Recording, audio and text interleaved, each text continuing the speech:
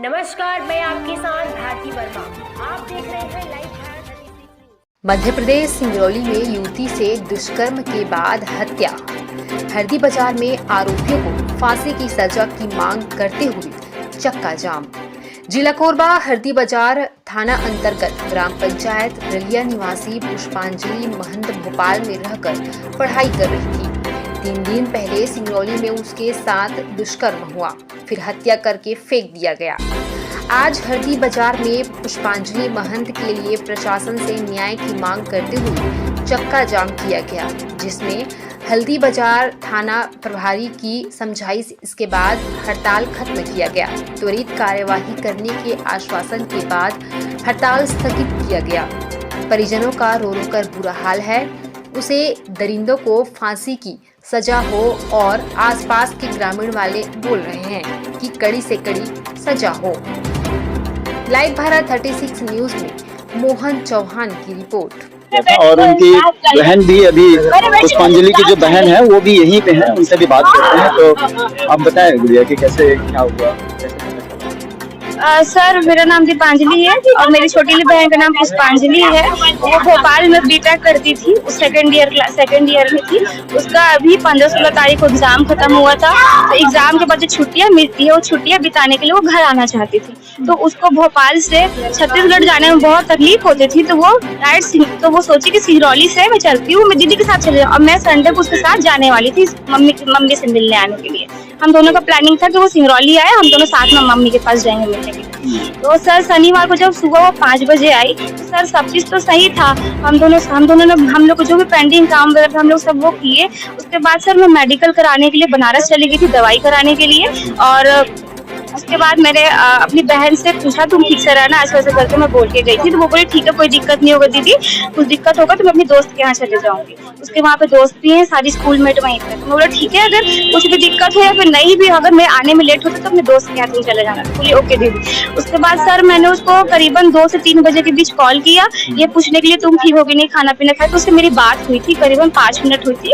उसके बाद सर मैंने जब उसको आधे रास्ते रही 7 से 8 के बीच में जब कॉल किया मैंने शाम में, उसने मुझे कॉल पिक नहीं किया। तो मुझे लगा सर हो सकता है दोस्तों को जब बिजी होगी, तो मैं उतना टेंस नहीं हुई। जब दोबारा मैंने 9 से 10 बजे के बीच कॉल किया, तब भी उसने कॉल मेरा रिसीव नहीं किया। तो मुझे लगा चलो फिर भी अभी भी बिजी हूँ, क्योंकि कभी कभी ऐसा होता है तो बिजी होगी तो कॉल नहीं उठा रही थी। 12 से 1 बजे के बीच जब मैंने उसको कॉल किया तो उसका डायरेक्ट मोबाइल स्विच ऑफ आ रहा था। तो सर वहां से मुझे उसको बहुत टेंशन होने लगी, क्योंकि पूरे 6 घंटे तक मेरी बात नहीं हुई थी और उसका मोबाइल भी स्विच ऑफ आ रहा था। तो फिर मैं तुरंत रवाना हो गई बनारस से सिंगरौली आने के लिए। जैसे ही मैं सिंगरौली आई तो मेरा जो रूम का दरवाजा था, फ्रंट का दरवाजा, वो पूरा खुला हुआ था।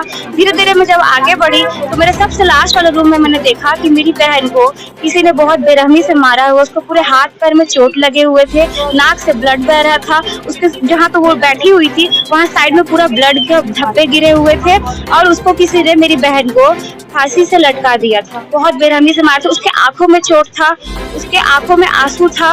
मैंने ये सब चीज देखा और फिर उसके बाद मुझे स्टेशन लेके गई। मैं वहाँ पे वर्बली चीजें बताया मैंने, और मैंने ऐसा कुछ बयान वगैरह नहीं दिया। और मैंने उन्हें बोला कि मेरे फैमिली को वहाँ आप गए थे, वहाँ पुलिस स्टेशन गए थे, वहाँ पे क्या बातें हुई आपको? मैंने जो देखा, मैंने वो पुलिस वाले को बताया कि सर मैं बाहर गई थी। मैं बाहर से जैसे ही आई तो मैंने देखा कि मेरी बहन के साथ सबने किसी ने ऐसा कर दिया है। क्या बोले पुलिस वाले, क्या बोले?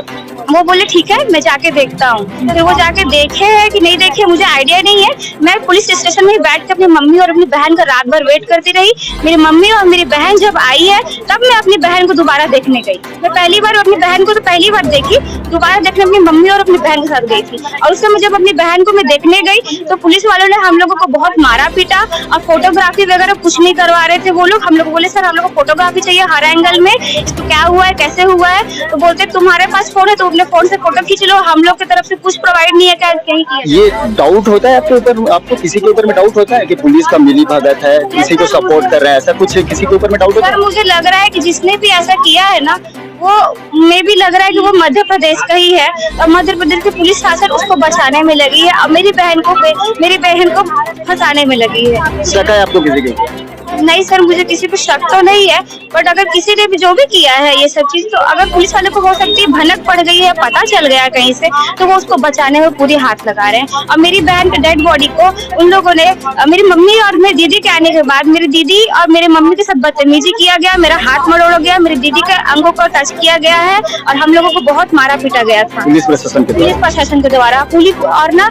उनकी पुलिस कांस्टेबल जो थी, लेडीज पुलिस कांस्टेबल, उनको हम लोगों ने बोला कि मैम हम लोगों को मेरी बहन का फोटोज चाहिए, वीडियोस चाहिए, तो आप मेरी बहन को थोड़ा इधर उलट पलट दो तो हम लोग थोड़ा देख पाएंगे कैसे करना है क्या है। तो उन्होंने कुछ नहीं के बोलते हैं आपकी बहन है, आप छुओ, आपका डेड बॉडी है, आप छुओ। वो हम लोगों को टच करने बोल रहे थे। अच्छा, ये अंगों को टच किया गया है ऐसे करके आप बता रही हैं, ये जो है लेडीज पुलिस के द्वारा किया गया या जेंट्स पुलिस के द्वारा? लेडीज पुलिस के द्वारा किया गया, लेकिन लेडीज पुलिस कुछ नहीं कर रही थी, वो बस खड़ी थी और बार बार हम लोगों को प्रेशराइज कर रही थी कि आपकी बहन है आप करो, आपकी बहन है आप करो, आपका डेड बॉडी आप करो। अभी आपके साथ में जो आए हैं उन लोगों का भी कहना है कि पोस्टमार्टम जो है वो मतलब बिना पंचनामा के किया गया है। जी, मैं जैसे ही अपनी बहन को इस स्थिति में देखी थी, मैं पुलिस स्टेशन चली गई और मैंने उन्हें वर्बली एक सर को बता दिए ये सब चीजें, सर ये सब बात हो गई है। उसके बाद फिर वो लोगों ने मुझे बहुत सारे पेपर्स में साइन करवा लिया। अब मुझे नहीं पता चला कि वो किस पेपर में साइन करवा रहे थे। पूरा मामला क्या है? ये मामला इनका MP सिंगरौली जिले का है। इसमें यहाँ की बच्ची थी जो वहाँ पढ़ाई करती थी और परिस्थितियों में उसकी मृत्यु हुई है और वहाँ की पुलिस इंक्वायरी कर रही है। यहाँ उनके साथ कुछ जो उनके समस्या थी, उनकी समस्याओं को लेकर उन्होंने ज्ञापन दिया हुआ है। उस ज्ञापन पे हम आगे कार्रवाई करेंगे विधिवत और वहाँ की पुलिस से बात करेंगे। इन लोगों का कहना है सर कि वहाँ जो पोस्टमार्टम हुआ था वो पोस्टमार्टम पे ये लोग संतुष्ट नहीं है, वो गलत भी हो सकता है वहाँ पे जैसे करके लोगों का कहना है। तो यहाँ पर वो वहाँ की इंक्वायरी में पता चल पाएगा, वो जो पूरा इंक्वायरी होगा उसके बाद भी जानकारी पता चलती है। वहाँ के पुलिस प्रशासन लोगों का साथ नहीं दे रहा है, इसी करके लोग वहाँ उससे बात करना पड़ेगा। वहाँ से बात करने के बाद ही समस्या का समाधान होगा। अभी आपसे जो मदद मिल पाएगा इनको हम उसकी पूरी मदद करेंगे।